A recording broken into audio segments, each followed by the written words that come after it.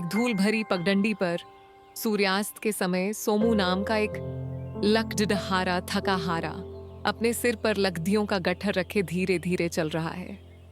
उसके चेहरे पर गहरी चिंता और माथे पर पसीना है। हे ईश्वर, क्या मेरे भाग्य की लकीरें कभी नहीं बदलेंगी? क्या सारी उम्र इन हाथों में सिर्फ ये कुल्हाड़ी और कंधों पर लकड़ियों का भारी बोझ ही रहेगा? सोमू एक पल के लिए रुकता है और एक ठंडी आह भरता है। आज भी बाजार में मेहनत की सही कीमत नहीं मिली। समझ नहीं आता कि घर जाकर उन मासूम बच्चों की आंखों में कैसे देखूंगा। आधी रोटी में उनका पेट कैसे भरेगा? हे प्रभु, ये कैसी परीक्षा है? रास्ते में चलते चलते सोमू की नजर अचानक झादियों के पास पड़ी एक बहुत ही चमकदार चीज पर पड़ती है। वह अपनी आंखें मलता है और हैरान रह जाता है। अरे, यह क्या है? इतनी तेज रोशनी! हे भगवान, यह तो शुद्ध सोने का राजमुकुट है। लगता है किसी प्रतापी राजा का मुकुट इस निर्जन वन में गिर गया है। सोमू लालच और एक्साइटमेंट में लकड़ियों का गट्ठर नीचे पटक देता है और लपक कर मुकुट को अपने हाथों में उठा लेता है। उसकी आंखों में चमक आ जाती है। अद्भुत! इसमें तो कीमती हीरे जवाहरात जड़े हैं। हा, इसे बेच दिया तो मेरी 7 पीढ़ियां ऐश करेंगी। अब गरीबी का नाम और निशान मिट जाएगा। सच है, ऊपर वाला जब मेहरबान होता है तो छप्पर फाड़ कर देता है। खुशी के मारे सोमू का मानसिक संतुलन जैसे खो जाता है और वह बिना सोचे समझे उस जादुई मुकुट को अपने सिर पर सजा लेता है। अब मैं इस राज्य का नया राजा बनूंगा। मेरा भाग्य जाग गया है।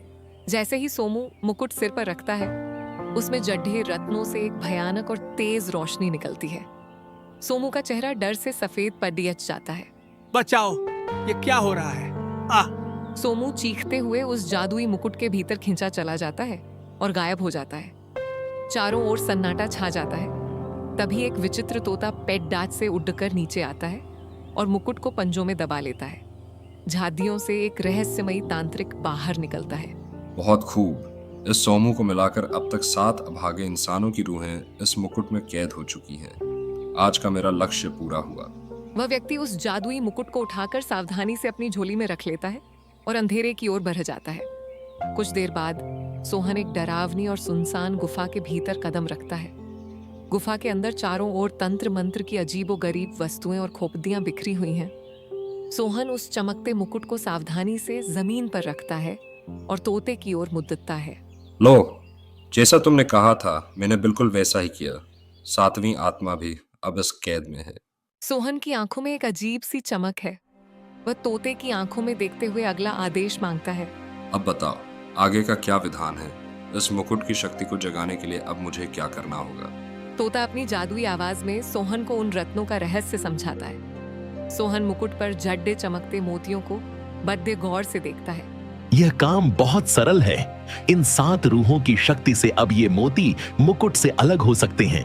ये कोई साधारण रत्न नहीं, बल्कि तुम्हारी हर इच्छा पूरी करने वाले कामधेनु मोती हैं। इन्हें पाकर तुम दुनिया के सबसे अमीर इंसान बन जाओगे।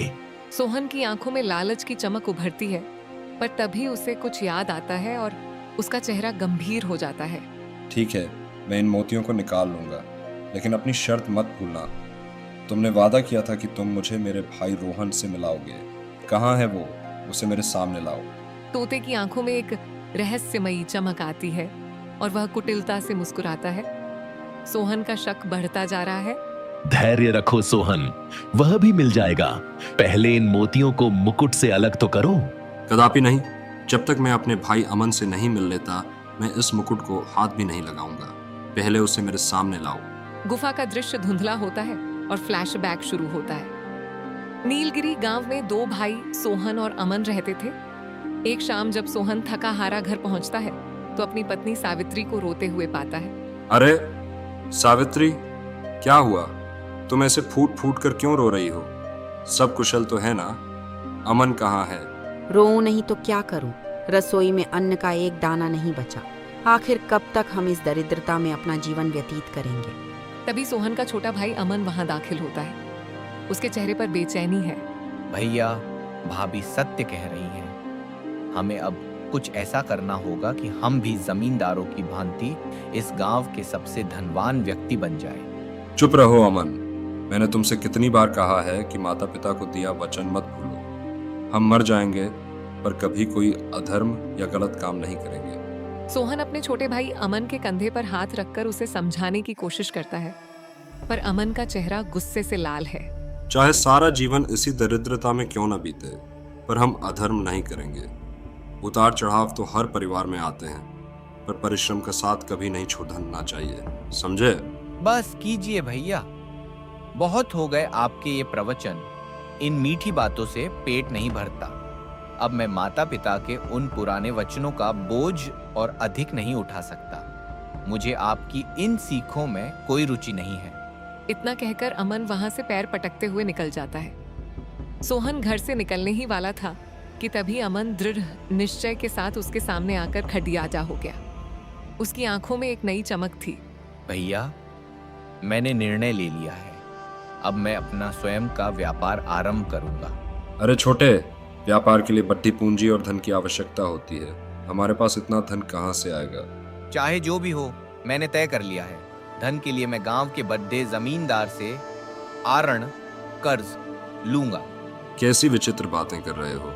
तुम जानते हो जमींदार का ब्याज कितना अधिक और घातक होता है। वह सब मैं स्वयं देख लूंगा भैया। व्यापार में लाभ भी तो होता है। इतना कहकर अमन वहां से सीधे जमींदार की भव्य हवेली पहुंचता है। जमींदार साहब, सादर प्रणाम। बात यह है कि मुझे व्यापार हेतु कुछ धन की सहायता चाहिए। जमींदार अपनी बड़ी मूंछों पर ताव देते हुए एक कुटिल मुस्कान के साथ अमन की ओर देखता है। देखो भाई, सीधा सा गणित है। यदि मुझसे ऋण लोगे तो पूरे 20% का ब्याज लगेगा। स्वीकार हो तो बताओ, वरना राम राम। स्वीकार है, मुझे हर शर्त मंजूर है। बस मुझे धन दे दीजिए। वैसे तो मैं बिना कुछ गिरवी रखे किसी को फूटी कौड़ी भी नहीं देता। सुरक्षा भी तो कोई चीज है। लेकिन मैं तुम्हें और तुम्हारे भाई सोहन को अच्छी तरह जानता हूं। पूरे गांव में तुम्हारी ईमानदारी की चर्चा है। मुझे पूर्ण विश्वास है कि तुम मेरा कर्ज ब्याज सहित समय पर लौटा दोगे, है ना? जमींदार एक कुटिल मुस्कान के साथ पोटली से कुछ स्वर्ण मुद्राएं निकालता है और अमन के हाथों में थमा देता है। अमन खुशी से फूला नहीं समाता और सीधे घर दौड़ देता है। भैया देखिए, मैं जमींदार से व्यापार के लिए कर्ज ले आया। अब हमारे दिन फिरने वाले हैं। सोहन उन मुद्राओं को देखकर प्रसन्न होने के बजाय और भी अधिक चिंतित हो जाता है। उसके माथे पर बल पुडीडीटीएच जाते हैं। छोटे, इस कर्ज में मेरी सहमति कभी नहीं थी, पर अब ले ही आए हो तो यह बताओ कि आखिर तुम कौन सा व्यापार करोगे। और यह भी सोच लो, यदि व्यापार में हानि घाटा हो गई तो तुम उस क्रूर जमींदार का भारी ब्याज कैसे चुकाओगे? क्या तुमने इसके बारे में विचार किया है? अमन अपने भाई सोहन की बात सुनकर झुंझला जाता है और स्वर्ण मुद्राओं की पोटली को कसकर पकड़ीडीडीए ले लेता है। उसके स्वर में आत्मविश्वास और अहंकार का मिश्रण है। भैया, आप सदा हानि और संकट की ही बातें क्यों करते हैं? आप उसकी चिंता त्याग दीजिए, सब कुशल होगा। तभी सोहन की पत्नी सावित्री वहां आती है और कठोर स्वर में सोहन की ओर देखती है। आप स्वयं तो कुछ नया प्रयास करते नहीं, और अब जब आपका छोटा भाई कुछ बड़ी रिधा करने की सोच रहा है तो आप उसे प्रोत्साहित करने के बजाय डरा रहे हैं। सोहन निरुत्तर होकर खामोश हो जाता है। दृश्य बदलता है। कुछ महीने बीत चुके हैं। एक शाम अमन अत्यंत हताश और उदास होकर घर लौटता है। अरे अमन, तुम्हारा मुख इतना उतरा हुआ क्यों है? क्या अनर्थ हुआ है छोटे? हमें बताओ। सोहन की बात सुनते ही अमन की आंखों में आंसू भर आते हैं। वह टूट चुका है और सोहन के चरणों में बैठ जाता है। भैया, सोचा था जमींदार से कर्ज लेकर दूसरे गांव से अनाज खरीदूंगा और नगर में बेचकर भारी लाभ कमाऊंगा, किंतु मेरे साथ छल हो गया। मंडी के एक धूर्त व्यापारी ने मुझे दिशा हुआ अनाज बेच दिया। मेरा सारा धन डूब गया भैया, भारी हानि हो गई। यह सुनकर सोहन स्तब्ध रह जाता है। उसके माथे पर गहरी चिंता की रेखाएं उभर आती हैं। तो अब अनर्थ निश्चित है। अमन, तुम भली भांति जानते हो कि वह क्रूर जमींदार अपना ऋण कितनी निर्दयता और सख्ती से वसूलता है। सोहन की बात सुनकर अमन के पैरों तले जमीन खिसक गई और वह बिना कुछ कहे वहां से भाग निकला। दृश्य बदलता है। कई दिन बीत चुके हैं। अचानक सोहन के दरवाजे पर जोरदार प्रहार होता है। सोहन घबराकर द्वार खोलता है। सामने आग बबूला जमींदार अपने लठैतों के साथ खड़ा है। उसकी आंखों में क्रूरता है। सोहन, तुम्हारे अनुज ने मुझसे भारी ब्याज पर ऋण लिया था। न तो उसने फूटी कौड़ी लौटाई और न ही मूल धन का पता है। कान खोलकर सुन लो, मैं केवल 3 दिन की मोहलत देता हूँ। अमन से कह देना कि सारा हिसाब मेरी हवेली पहुंच जाए, अन्यथा मुझसे बुरा कोई न होगा। जमींदार के जाते ही अमन घर लौटता है। सोहन उसे सारी बात बताता है। अमन के चेहरे पर गहरा सन्नाटा छा जाता है और वह चुपचाप अंधेरे में निकल जाता है। अमन अब अपना अधिकतर समय जंगल के घने अंधकार में बिताने लगा है। वह रण चुकाने के मार्ग खोज रहा है। तभी उसकी दृष्टि एक प्राचीन और डरावनी गुफा पर पड़ी ढहती है। उत्सुकता और भय के साथ अमन गुफा के भीतर प्रवेश करता है। वहां एक तांत्रिक धूनी रमाए बैठा है, जिसके सामने एक दिव्य पुस्तक से अद्भुत रोशनी निकल रही है। रुक जाओ, कौन हो तुम? इस वर्जित स्थान पर आने का साहस कैसे किया? मेरा नाम अमन है, पर आप कौन हैं? और यह विचित्र पुस्तक कैसी है? इसके भीतर से यह दैवीय प्रकाश क्यों फूट रहा है? क्या रहस्य है इसका? तांत्रिक उस दिव्य पुस्तक की ओर संकेत करता है, जिससे नीली रोशनी निकल रही है। अमन मंत्रमुग्ध होकर उसे देखता रह जाता है।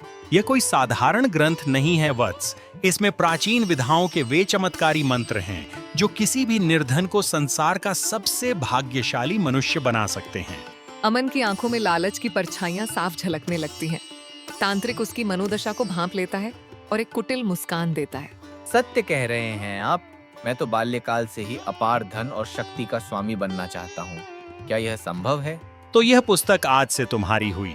इसमें अंकित विशेष मंत्र का अनुष्ठान आरंभ करो। यदि तुम्हारी सिद्धि सफल हुई तो एक जादुई रत्न जद्धित मुकुट प्रकट होगा जो तुम्हें असीमित वैभव प्रदान करेगा। सावधान, यह मुकुट तभी फल देगा जब तुम किसी भोले प्राणी को लोभ के जाल में फंसाओगे। जो भी लालचवश इसे छुएगा वह सदा के लिए इसके भीतर विलीन हो जाएगा। जब यह मुकुट 7 आत्माओं को निगल लेगा तभी इसके रत्न बाहर आएंगे। किंतु स्मरण रहे, जो इन रत्नों को निकालेगा वही इसी मुकुट का बंदी बन जाएगा।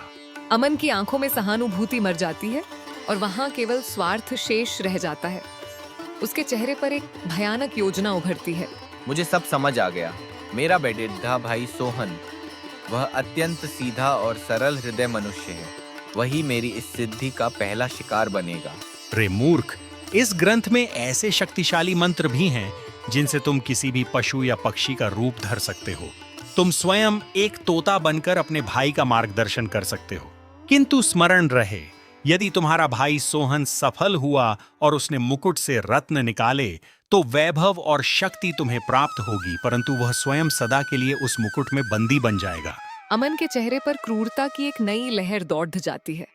वह अपने ही रक्त के संबंध को दांव पर लगाने के लिए तैयार हो जाता है। मुझे स्वीकार है। यदि शक्तिशाली बनने के लिए मुझे अपने भाई का बलिदान भी देना पड़े तो मैं पीछे नहीं हटूंगा। बस मुझे वह जादुई रूप प्रदान कीजिए। तांत्रिक एक भयानक मंत्रोच्चार के साथ धुएं के गुबार में ओझल हो जाता है और पीछे छोड़ जाता है वह अभिशप्त ग्रंथ। अमन की आंखों में लालच की अग्नि धधक रही है। अद्भुत। अब मैं शुक का रूप धरकर अपने भाई को सरलता से भ्रमित कर सकता हूँ। वैभव की प्राप्ति के लिए यह छल आवश्यक है। अमन पुस्तक के मंत्रों का तीव्र जाप आरंभ करता है। दृश्य बदलता है। कई दिवस बीत चुके हैं। सोहन अपने घर की दहली पर बैठा शून्य में ताक रहा है। न जाने कितने सूर्य अस्त हो गए, पर अमन का कोई समाचार नहीं मिला। सावित्री, मेरा हृदय किसी अनहोनी की आशंका से कांप रहा है। कहीं उस निर्दयी जमींदार ने उसे कोई क्षति तो नहीं पहुंचाई।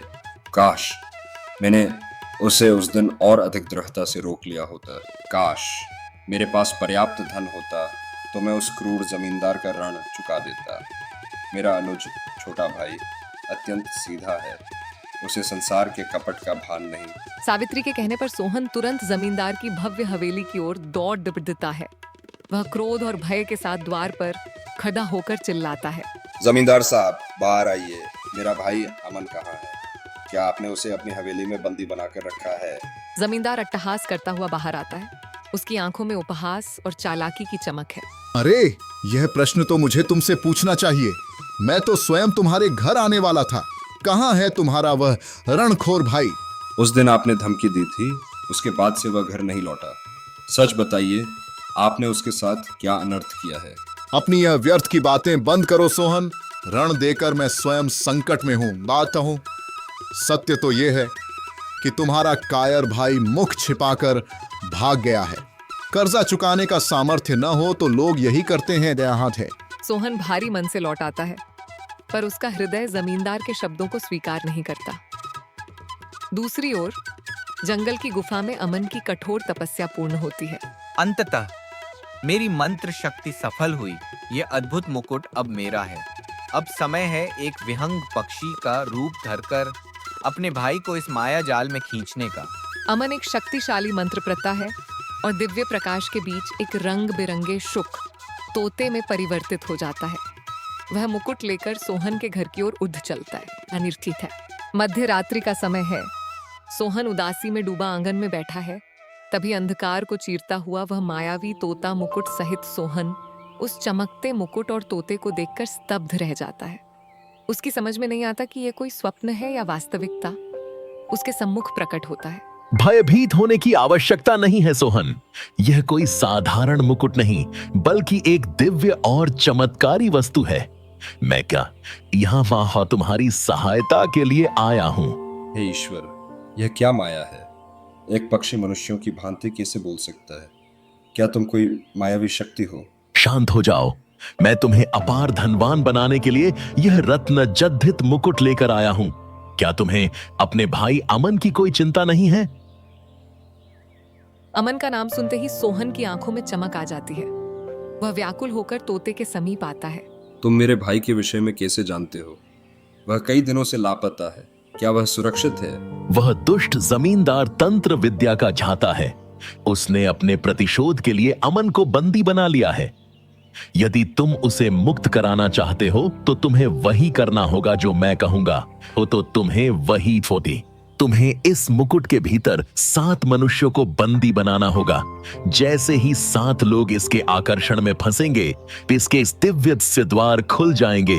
क्या मनुष्यों को कैद करना? यह कैसा अनर्थ है? किसी को इस छोटे से मुकुट में कैसे समाया जा सकता है? अत्यंत सरल है।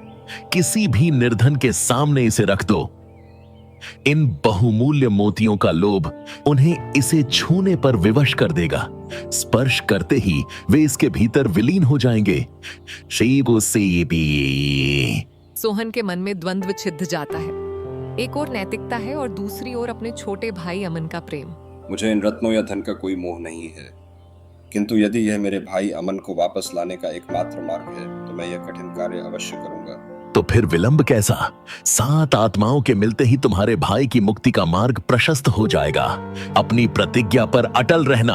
एक एक कर 7 निर्दोष यात्री उस मायावी मुकुट के लोभ में फंसकर उसके भीतर विलीन हो जाते हैं। तभी एक तीव्र प्रकाश पुंज उभरता है और वह तोता पुनः अमन के रूप में प्रकट होता है। अमन, तुम तो वह मायावी पक्षी तुम ही थे। यह सब क्या प्रपंच है छोटे? हाँ भैया, ये सब मैंने अपार वैभव और शक्ति के लिए किया। अब विलंब मत कीजिए। इन 7 रूहों के बंधन से मुक्त हुए इन बहुमूल्य रत्नों को निकालिए और मुझे सौंप दीजिए। सोहन की आंखों से अश्रु बहने लगते हैं। उसे आभास होता है कि उसके सगे भाई ने उसे एक भयानक पाप का भागीदार बना दिया है। तो वह जमींदार वाली कथा, वह सब मिथ्या, झूठ था? तुमने अपने ही भाई को इतना बड्डा छल करने के लिए उकसाया? सत्य और असत्य का त्याग कीजिए भैया। इन मोतियों की चमक देखिए। क्या आप दरिद्रता से मुक्ति और संसार की सर्वशक्तिशाली सत्ता नहीं चाहते? निकालिए इन रत्नों को। अमन, धन की तृष्णा ने तुझे इतना अंधा कर दिया कि तूने 7 निर्दोषों के प्राण संकट में डाल दिए। उनका भी तो परिवार होगा और यह घोर अपराध है। व्यर्थ का विलाप बंद कीजिए भैया। वे अपने ही लोभ की भेंट चढ़े हैं। अब विलंब मत कीजिए। इन मोतियों को मुकुट से पृथक अलग कीजिए। अमन भूल गया था कि जो भी इन मोतियों को निकालेगा वह स्वयं इस माया जाल का बंदी बन जाएगा। क्रोध में भरकर अमन स्वयं मुकुट पर झपटता है। जैसे ही अमन एक चमकदार मोती को स्पर्श करता है, एक तीव्र विद्रूप प्रकाश फूटता है। अगले ही पल अमन चीखते हुए मुकुट के भीतर समा जाता है और वे 7 बंदी मनुष्य चमत्कारिक रूप से बाहर आ जाते हैं। लोभ का अंत सदा विनाशकारी होता है। जिसने सिद्धि की वह स्वयं इन रत्नों को स्पर्श नहीं कर सकता था। अमन का अहंकार और लालच उसे सदा के लिए इस मुकुट का बंदी बना चुका है। मुकुट धीरे धीरे धुएं में विलीन हो जाता है। सोहन अकेला खड़ददा रह जाता है। उसे बोध हो जाता है कि अधर्म से अर्जित धन केवल अपनों से दूर करता है। लालच की अग्नि सब कुछ भस्म कर देती है।